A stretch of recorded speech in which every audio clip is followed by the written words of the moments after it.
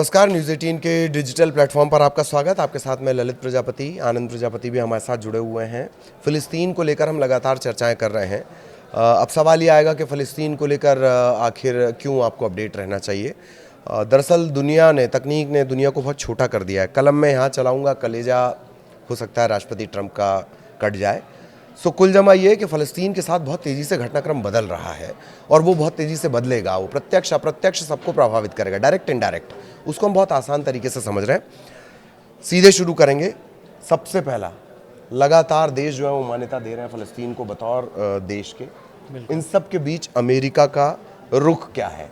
और ट्रंप ने एक भाषण भी दिया है, उस भाषण का। तो पहले अमेरिका का रुख और फिर ट्रंप ने क्या कुछ कहा है इस भाषण में, क्योंकि उन पर सबकी निगाहें रही होंगी।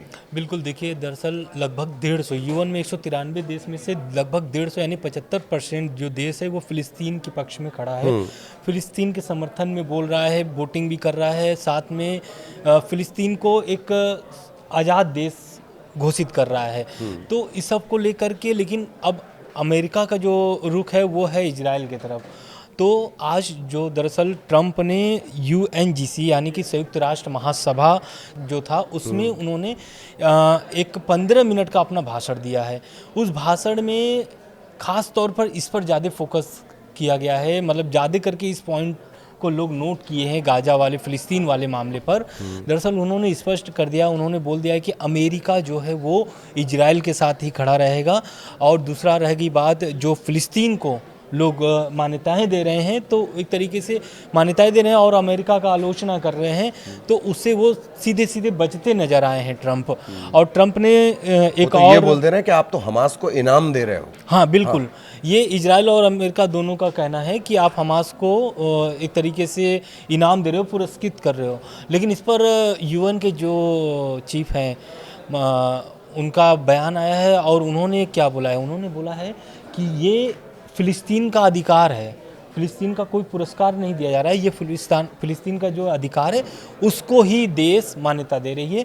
और आप अगर अभी हम लोग आगे चल के बात भी करेंगे कि फ़िलिस्तीन की क्या इतिहास रही है, क्या चुनाव होते थे नहीं होते थे, वो तो आगे बात करेंगे। एक और बात है कि अमेरिका ने ये तो साफ कर दिया वो इजराइल के साथ खड़ा है, बट फ़लस्तीनी अथॉरिटी को आप UN के इस पूरे प्रोसेस में ही भाग लेने से रोक दें, ये भी कुछ हुआ है। हाँ बिल्कुल सही बात कर रहे हैं आप। इस भाषण में उन्होंने स्पष्ट कर दिया है कि फ़िलिस्तीन अथॉरिटी जो है वो UN में भाग ले नहीं पाएगा।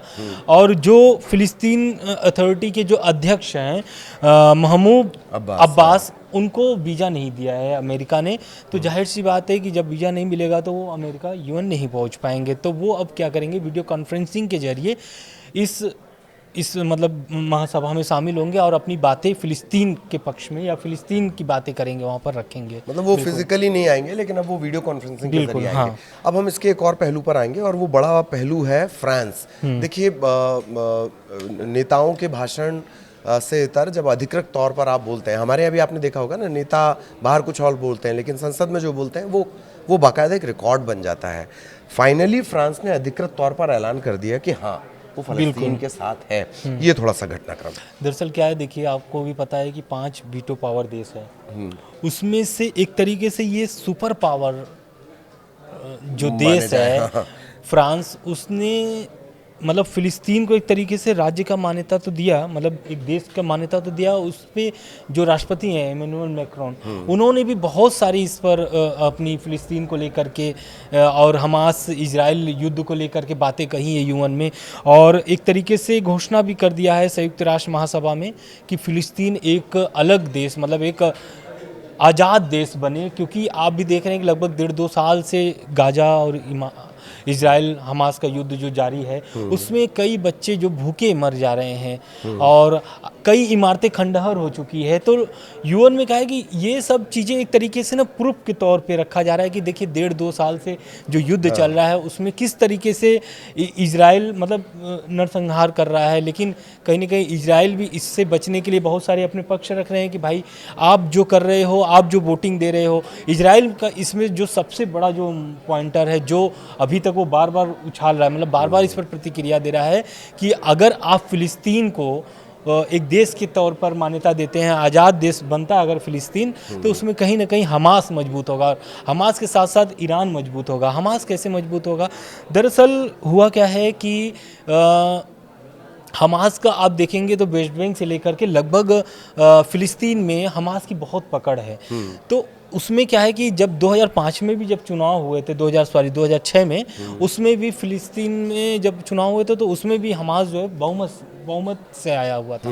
तो इन सभी को लेकर के इजराइल एकदम संकेत दे दिया, और नेतन्याहू जो है वो एक तरीके से धमकी भरे लहजे में अपनी प्रतिक्रिया दी है इस पर, और स्पष्ट कर दिया जब फ्रांस का इस तरीके की घोषणा हुई कि फ़िलिस्तीन एक आज़ाद देश बने, उसके बाद जो नेतन्याहू हैं उन्होंने साफ संकेत दे दिए हैं कि वेस्ट बैंक के कुछ हिस्सों पर कब्जा करने जैसा एक तरफा कदम उठा सकते हैं नेतन्याहू, मतलब इजराइल उठा सकता है। और दूसरी संभावना ये भी है कि इजराइल जो है कि फ़िलिस्तीन के साथ साथ हमास को और कमज़ोर कर देगा। तो कहीं ना कहीं इधर पूरा यूएन जो है वो पूरी तरीके से इस फ़िलिस्तीन के समर्थन में है, जहाँ पर लगभग 150 देश पूरा सपोर्ट कर रहे हैं कि फ़िलिस्तीन एक आज़ाद देश बने। वहीं इजराइल की जो ये धमकी भरी एक तरीके से नेतन्याहू अब धमकी के मूड में आ गई है। ऐसा पहले भी उन्होंने किया, जैसे कल ही हम एक हेडलाइन का जिक्र कर रहे थे, आप हमास के नेताओं की गोद में बैठ जाइए। नेतन्याहू का दरअसल ये तरीका ही है, अगर मोसाद उनको बता दे कि आनंद और ललित के बीच कोई मीटिंग चल रही है, हमास वाला कोई नीचे बैठा है, तो वो यहाँ एक बम फोड़ देंगे। ये उनका शुरुआत से एटीट्यूड दरअसल ऐसे ही रहा। अच्छा आनंद, अभी आपने जिक्र किया फ़लस्तीन चुनाव से जुड़ा हुआ, बिल्कुल, तो बड़े दिलचस्प है इनके चुनाव, और ऐसा भी नहीं है कि हम उसमें बिल्कुल सिरे से खारिज कर दें कि नहीं, जो हमास है उसकी भूमिका कितनी है, कितने परसेंटेज रहती है, और ये चुनाव भी बहुत इनका थोड़ा सा अगर हिस्ट्री आप बताएं। बिल्कुल, अभी हमने जिक्र किया है जिसमें ट्रंप ने जिसका वीज़ा रोक लिया था महमूद अब्बास का, वो दरअसल फ़िलिस्तीन अथॉरिटी के अध्यक्ष हैं, और एक तरीके से उन्हीं के नेतृत्व में अभी फ़िलिस्तीन चल रहा है। क्योंकि लास्ट जो चुनाव हुए थे वो 2006 में हुए थे, और जब ये अध्यक्ष बने थे महमूद अब्बास इन्होंने, तो इनका जो चुनाव हुआ था 2005 में हुआ था चुनाव। इसमें एक तरीके से सत्ता में आ गए थे मोहम्मद अब्बास, और इसके बाद से जब 2006 में चुनाव होता है, और उस चुनाव में एक तरीके से हमास जो है वो बहुमत में आता है। बहुमत में कैसे आता है? दरअसल वहाँ पर लगभग 132 सीट जो है, 132 सीट में से 74 सीट 74 सीट जो हमास जीत कर एक तरीके से पकड़ बना लिया था फ़िलिस्तीन में कि अब हमास का ही यहाँ पर सरकार बनेगी। लेकिन मोहम्मद अब्बास जो है वो उनका 2009 तक जो अवधि रहती है वो 2009 में कार्यकाल तक, 2009 के बाद से फिर अभी मतलब 2000 अगर आप 6 से देखेंगे तो अब तक कोई भी वहाँ पर चुनाव नहीं हुए हैं। लेकिन अब जो बैठक हुई है, बैठक जो मुस्लिम देशों की बैठक हुई थी, जो अरब देशों की बैठक हुई थी, उसमें इस मुद्दे को लेकर के बहुत मतलब गंभीरतापूर्वक बातचीत की गई है, जिसमें ये भी तय किया गया है कि अब चुनाव होना चाहिए या नहीं होना चाहिए, अगर होना चाहिए तो कब होना चाहिए, क्या महमूद अब्बास जो हैं वो अभी नेतृत्व कर रहे हैं, तो क्या ये फिर से आगे ही नियंत्रित चलते रहे या फिर चुनाव होगा, ऐसा करके। तो जो बात हुई थी 2005 मार्च 2025 में भी बात हुई इसको लेकर के, जुलाई में भी बात हुई 2025 में, सितंबर 2025 में भी इस चुनाव को लेकर के बात हुई।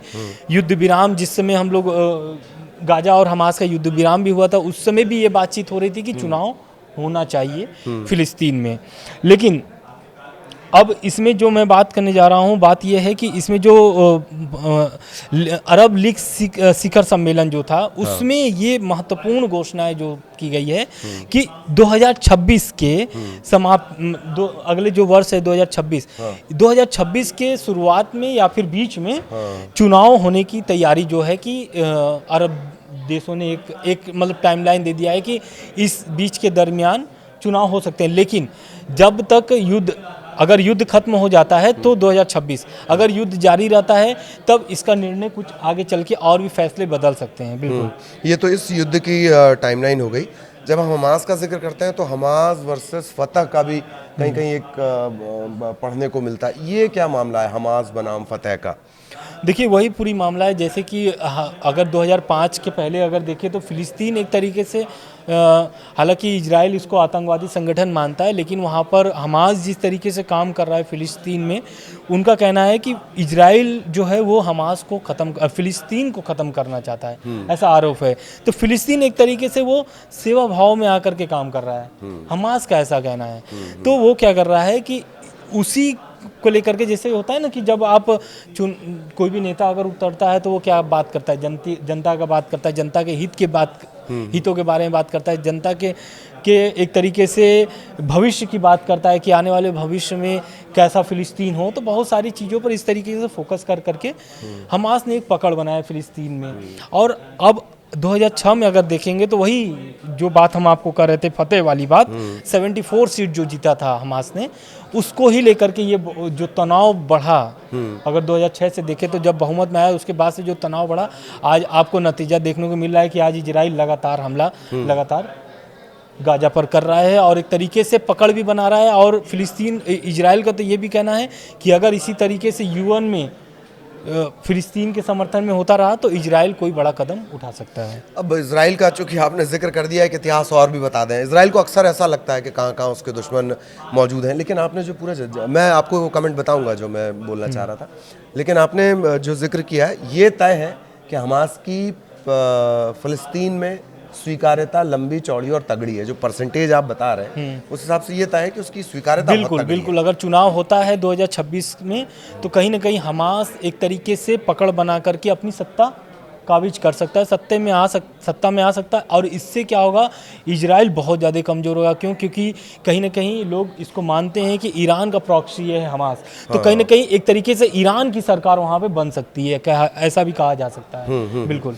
तो नेतन्याहू जब भी डाउट जताते हैं, यही नेतन्याहू थे, इन्होंने बतौर कैबिनेट मंत्री यूएन में जाकर ये डाउट जताया था कि इराक के पास तो बहुत खतरनाक हथियार हैं, फिर हमला होता है, पूरा घटनाक्रम बदलता है। वो खतरनाक हथियार आज तक ना तो अमेरिका खोज पाया और ना तो खुद नेतन्याहू खोज पाए हैं। ये और बात है कि तब वो कैबिनेट मंत्री हुआ करते थे, अब वो खुद एक मुल्क के अगुआ हैं, अब तो और ज़्यादा स्वतंत्रता है उनके पास। जब भी उनके करप्शन के केस खुलने वाले होते हैं वो एक नए मोर्चे पे युद्ध शुरू कर देते हैं। अब देखिए इस बीच अब एक और खबर आ रहा है। दरअसल क्या हो रहा है कि जैसे फिलिस्तीन को एक राज्य के स्वतंत्र राज्य के तौर पे मान्यता जो दे रहे हैं देश, यूरोपीय देश, उसमें ब्रिटेन से जुड़ा हुआ एक बहुत बड़ा खबर आ रहा है। दरअसल क्या हुआ है, ब्रिटेन के जो प्रधानमंत्री है कीर स्टारमर, उन्होंने फिलिस्तीन को एक स्वतंत्र राज्य के रूप में मान्यता तो दे दी है, लेकिन अब फिलिस्तीन उल्टा ही उनके ऊपर चढ़ रहा है। मतलब ब्रिटेन पर एक तरीके से ये भी हम कह सकते हैं कि भारी मुआवजे की मांग कर दी है। दरअसल ये हुआ क्या है कि सिर्फ मुआवजा बल्कि वो तो कोई इतिहास का वो भी लेकर आ गए, रूल्स भी लेकर आ गए। बिल्कुल आप सही कह रहे हैं। ब्रिटिश मैंडेट कॉल एक है 1917 से 1948 के बीच में, तो ये एक तरीके से दावा महमूद अब्बास ने ठोका है। बोला है उनका कि ये जो नुकसान हुए हैं फ़िलिस्तीन की, इसमें ब्रिटेन जो था उसमें भारी नुकसान करके गया है, तो इसका मुआवजा ब्रिटेन को देना पड़ेगा।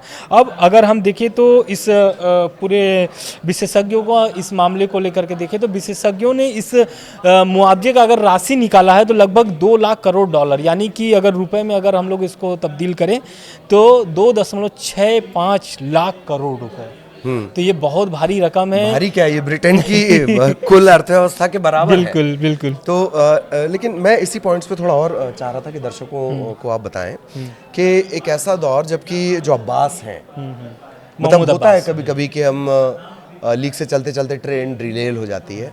अब जबकि आपको सुपर पावर्स का या बड़ी इकॉनमीज का सपोर्ट चाहिए, बड़े लोगों का सपोर्ट चाहिए, फिर आप अचानक से एक ऐसी बात, ये थोड़ा अप्रत्याशित लगता है कि जब लोग आपका समर्थन कर रहे हैं और वो भी इतने बड़ी कंट्रीज आपका समर्थन कर रही हैं, बड़े पावर्स हैं, पावर सेंटर हैं ये लोग, और आप वहाँ पर एक पुराने अगर इसको ले आएँ, रूल्स को ले आएँ, तो ये कहीं ना कहीं आपकी स्थिति को कमजोर करेगा और बहुत बेतुका और हास्यास्पद लगता है। बिल्कुल। अब देखिए, लेकिन ये तो गलती, अब जो भी आप इसको बोल लीजिए, ये तो अब्बास महमूद का फैसला है, फिलिस्तीन का फैसला है, लेकिन ट्रंप जो यहाँ पर चाल चल रहे हैं ना, इससे और कमज़ोर होगा फिलिस्तीन। दरअसल क्या हुआ है कि अभी कुछ दिन पहले क्या था कि बैठक हुई थी दोहा में, कतर में, अरब देशों की।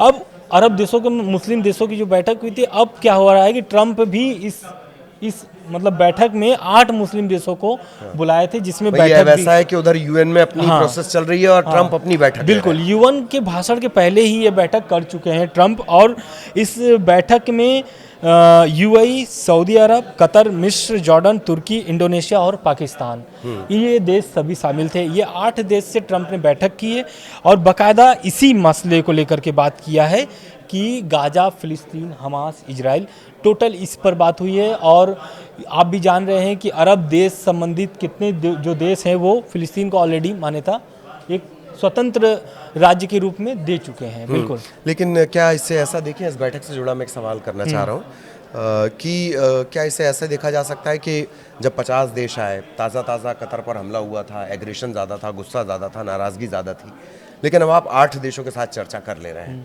तो एक तरह से क्या अमेरिका वाली पॉलिसी पे है कि सबसे पहले तो फूट डाल दी जाए, क्योंकि ऑब्वियसली सबके व्यावसायिक हित जुड़े हुए हैं एक दूसरे से। दरअसल देखिए, आप अगर अमेरिका और इजराइल दोनों का अगर आप दाव अगर देखेंगे कि किस तरीके से पॉलिसी चल रहे हैं, किस नीति से वो चल रहे हैं, इधर इजराइल नेतन्याहू जो है लगातार धमकी दे रहे हैं और उधर ट्रम्प क्या है बैलेंस बना रहे हैं। बैलेंस क्यों बना रहे हैं? और ट्रम्प को भी पता है जो देशों से उन्होंने बैठक किया, उस 8 देशों में यूएई, सऊदी अरब, कतर हालांकि मैं पहले भी बता चुका हूं कि एक तरीके से वो सेंटर है, अमेरिका पूरे मिडिल ईस्ट को वहीं से मॉनिटर करता है, कतर से बिजनेस पार्टनर है अब तो। और कतर में ही ये बैठक हुई थी, तो कतर भी इस बैठक में शामिल हुआ था, ट्रम्प के बैठक में।